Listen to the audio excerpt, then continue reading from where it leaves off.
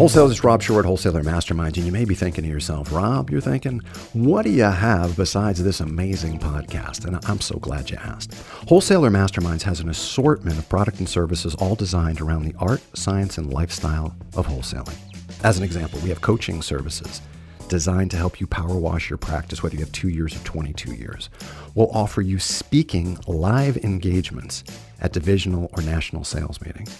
Our scheduling service has dedicated professionals trained in the art of getting you more appointments, Wholesaler Mastermind schedulers.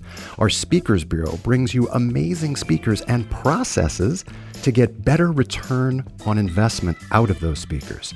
And finally, our newest partnership with Allego. If you have Allego and want to get the Wholesaler Masterminds channel on your Allego platform, please let us know. Wholesaler Masterminds, happy to bring you this podcast and so much more. Wholesaler Masterminds, the art, science, and lifestyle of wholesaling. I don't know if it was my 6th or 7th year of wholesaling. There was a regional manager, right? So the manager over financial advisors. I'll say his name. John Hilton was his name. And he invited me to his regional meeting. So, of course, I'm jazzed. I get to go to the regional meeting. He's got 40 top flight advisors there. I think it's going to be a great opportunity to speak. Upon arriving at the venue, I started to see the cars and faces of all of my competitors. Remember, I work for Oppenheimer Funds. There, the Putnam guy was there. And at the time, the Kemper guy was there. And MFS was there. And Van Kampen was there. And the list goes on and on and on. This wasn't a meeting. This was a wholesaler beauty pageant. And the question was, how was I going to win the speaking portion, otherwise known as the talent competition? Welcome to the only podcast on the planet dedicated to exploring the art, science, and lifestyle of wholesalers and their leaders. This is the new Wholesaler Masterminds radio show. I'm your host, the founder of Wholesaler Masterminds, Rob Shore. Wholesalers, welcome back to the new Wholesaler Masterminds radio show. We've got a guest today to help us get the most out of how we present, either one-on-one or in larger group settings. So, if you'd like to learn how to command and keep the attention of any audience regardless of size, you are in the right place for today. You see our speaker, Deirdre Van Nest, is the creator of Crazy Good Talks Blueprint. It's a system that teaches financial sales professionals like you how to create presentations that are crazy good. Deirdre is an international speaker and trainer, a certified world-class speaking coach, and a contributing author to the Amazon bestseller World Class Speaking in Action. Over the past 6 years, she's helped thousands of financial professionals learn how to gain a competitive edge and leverage their marketing time, resulting in increased production, visibility, and efficiency. On a side note, she is an Italian-Irish New Yorker, confusing the good citizens of Minneapolis by scaring people as she uses her loud voice and enthusiastic hand gestures. Deirdre, welcome to the new Wholesaler Masterminds radio show. Thank you, Rob. It's great to be here. I'm delighted to have you. We always want to be better speakers. And I it's interesting, and I don't know if you found this. I don't know how many wholesalers you've worked with, and maybe financial advisors. They always make the same pronouncement. I would say about a third of the people that I speak to say they're really good speakers. About a third say they're okay, and about a third say they really need improvement. That's what I usually get. What do you usually get when you talk to people and ask them to self-assess? Yeah, it's interesting. My favorite answer is, well, I'm not afraid to speak.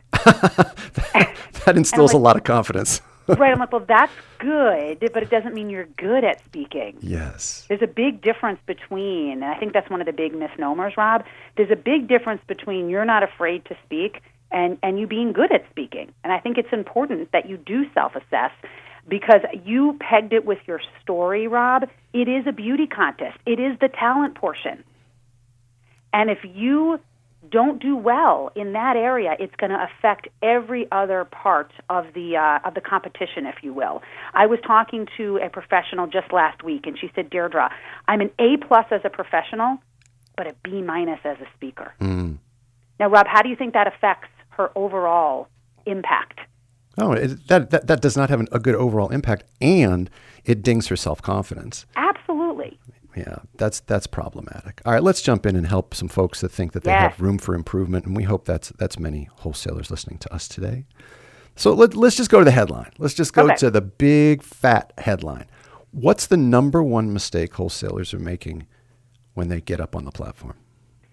The number one mistake would be, first off, not realizing that this is a beauty contest and not realizing that this is a place to shine. So it starts with your mindset. So the first thing for your listeners, for them to realize, is that you are being judged by the way you speak. And it doesn't matter if it's just introducing a speaker, right? Just getting up and talking for a couple of minutes. Every time you open your mouth, it counts. We should talk. So, I don't mean to cut you off, but I want to talk about that little moment right there. Because, wholesalers, I want you to picture the last time that you had a PM come out, or the last time you were introducing maybe your boss who had a few words at a conference. And I want to ask you if you gave the same level of oratory excellence to that little snippet of 2 paragraphs of introduction as you gave to the seminar that you held or the complex meeting that you held. Did you give it the same love and care? Is that what you're telling us, Deirdre? That's exactly what I'm telling you. And in fact, sometimes you have to give that more love and care because it is so much harder to write a 1-minute or a 5-minute speech than to write a 60-minute speech. Mm-hmm. Every word counts. Mm-hmm. So the largest mistake is not getting in the right headspace, or are we not done with that? Well, let's go on. That is the largest mistake, is not getting in the right headspace. But I would love to go into some concrete, what can we do to be better tactics. Yeah, let's go right there. What's the first one we should tackle? Okay, so let's think about the opening. Yep. The opening is the first thing that people see. So what most people, well, let me ask you this, Rob. Last time you went to a presentation, you heard a speaker, whether it was a wholesaler or any speaker, and let's say they were just introduced to the stage, what do they typically say to the audience? Are these people whose skills I admire, or people who, or are these people? Great question. This is the average everyday speaker, so not the one that you would admire, and there's probably maybe not that many of them, right? This is the average Joe speaker. What might they say when they're first introduced? Thanks for being here today. Really enjoyed the opportunity to come. And if they really want to incite a riot based upon people in the audience that actually know how to speak properly, we hope, that is, I'm the only thing standing between you and fill in the blank, lunch, right. Breakfast, cocktails. Yeah, those are hideous examples. Yes. Yes, exactly. Thank you for having me. It's great to be here. They'll repeat their name even though it was just said 2 seconds ago about 5 times, right? Blah blah blah blah blah. Those are called the unpleasant pleasantries. Unpleasant pleasantries. The unpleasant pleasantries, and they are unpleasant because nobody cares about them. Mm. It's a total time filler. It's a total time waster.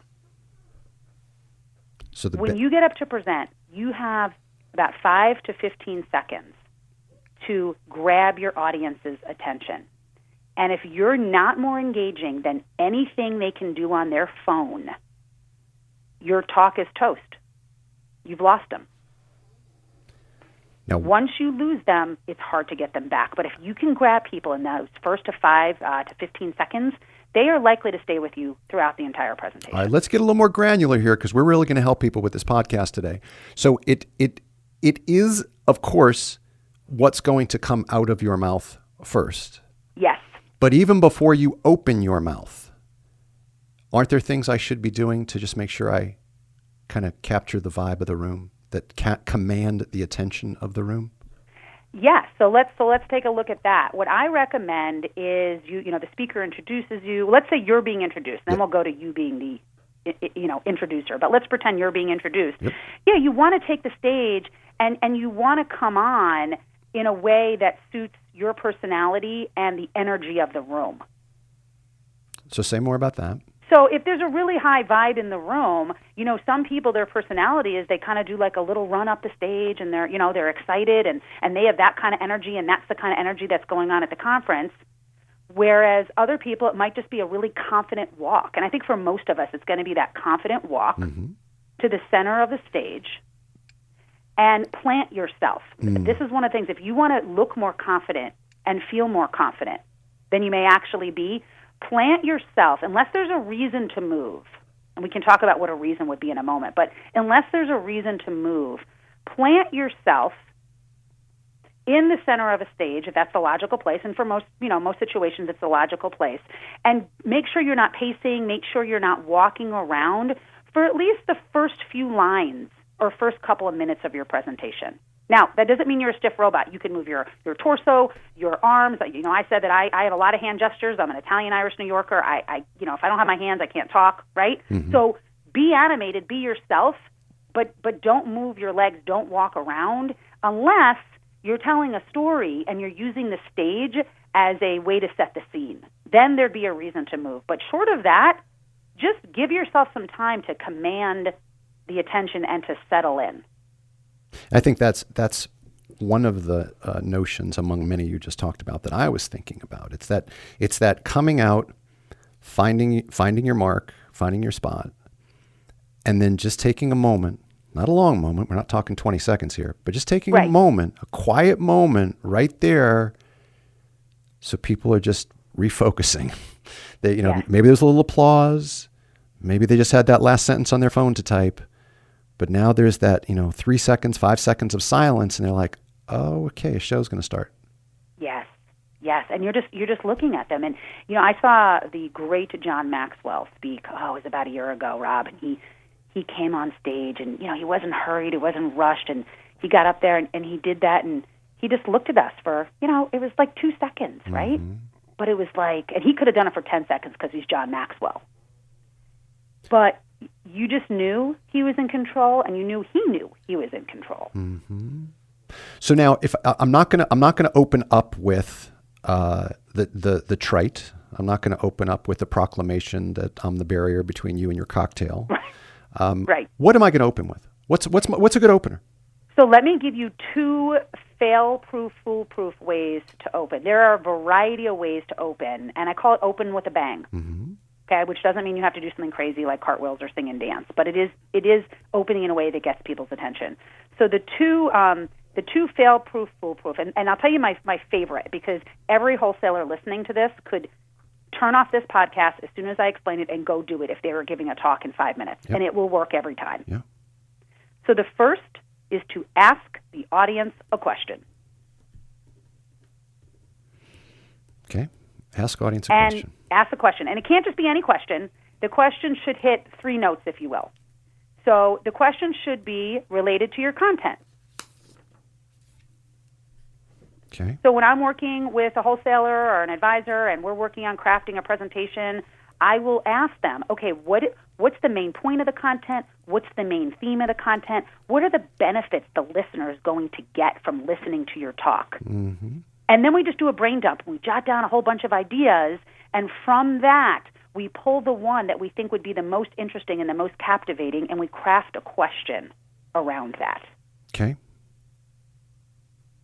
So as an example, when you read my introduction today, if we wanted to do a question, you could have said something like, would you like to learn how to command and keep the attention of any audience? Mm-hmm. Now, simple question. I want to make sure I followed you, because you said ask the audience a question, and then you said that there's 3 elements to it. One was make sure it's related to the content.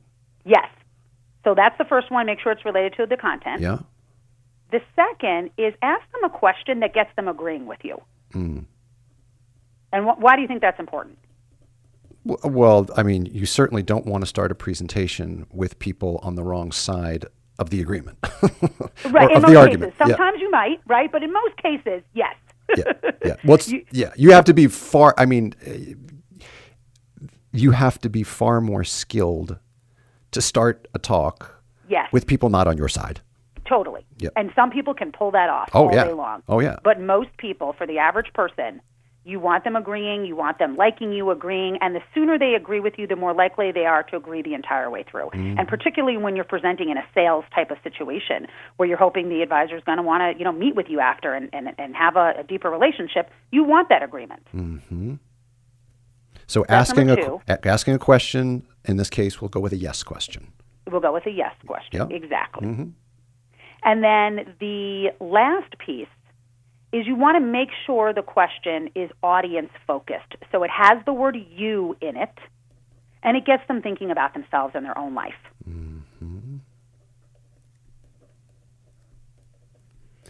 It's extremely hard, and you can do this as a test, Rob, and your listeners can do this too. When someone's asking you a you-focused question, it's almost impossible to ignore them. Yes. Yeah, conversely, and I this probably, as someone who speaks to the art of speaking, I'm guessing one of your top 5 faux pas is talking too much about yourself and not much about your audience. Yes. And you can talk about yourself, but you have to make it sound like it's about the audience. So the way to do that, and this is confusing for a lot of presenters because they're thinking, well, my material is my life. And yes, your material should be your life and the lives of your clients.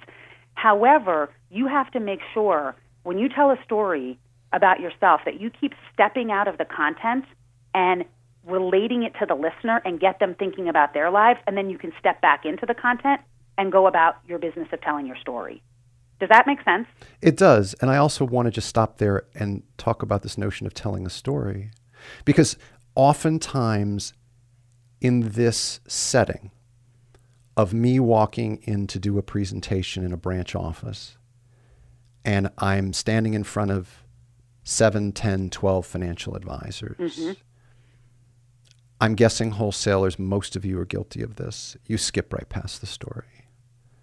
You move right into, hi, how the hell are you? Thanks for having me here today. Hope the sandwiches were delicious. Let me tell you about our large cap fund. Yeah. So how do I make room for the story? Okay. So that is, if you were to pin me to the wall, Rob, and say, Deirdre, I want the number one mistake, like you have to pick one, quite frankly, that would be the number one mistake, is hammering people with facts and figures and logic and not including stories, or at least a story, in your presentation. You must include a story, because we all know people buy on emotion and then they back it up with logic.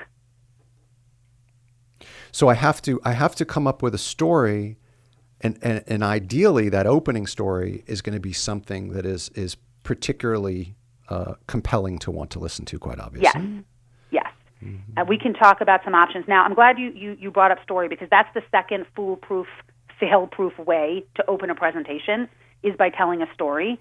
The caveat is you need to be good at storytelling. Mm-hmm. So the caveat is it can't be a rambling story. It has to be a story that relates directly to the listener and to the content you're teaching. Mm-hmm. But as long as you can hit those two things, opening and diving right into a story is fantastic.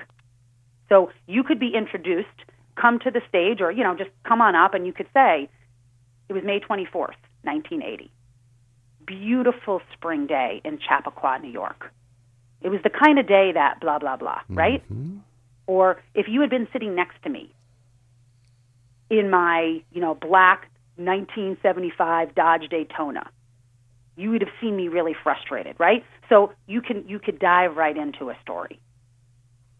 And I know wholesalers, some of you are probably thinking, geez, that flies in the face of convention in the day-to-day small group, larger group perhaps type of presentation. And that's exactly why I want you to get better at it, because it flies in the face of convention.